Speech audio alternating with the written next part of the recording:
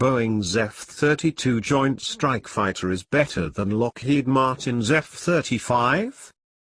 The U.S. Department of Defense announced that Lockheed Martin's X-35 had won the Joint Strike Fighter contest over Boeing's X-32 in 2001.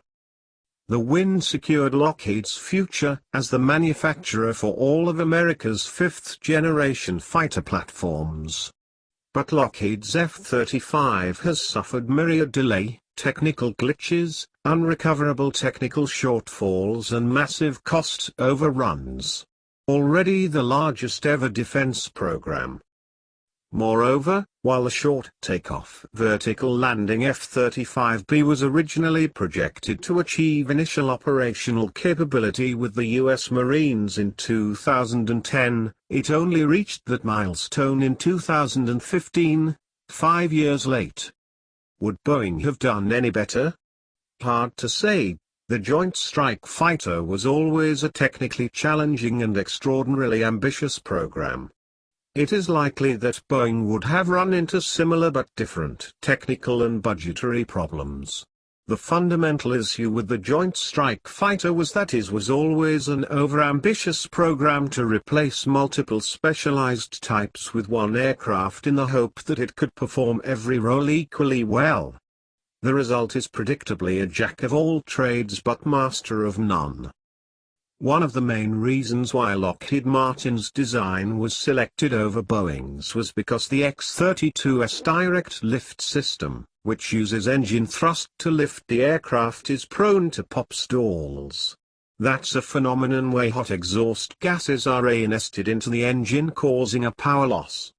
There were also questions as to whether the engine would be powerful enough to lift a fully operational F-32. The prototype had to have parts removed to ensure it would fly. It probably didn't help Boeing's case that it had to redesign the X-32 to meet the modified JSF requirements.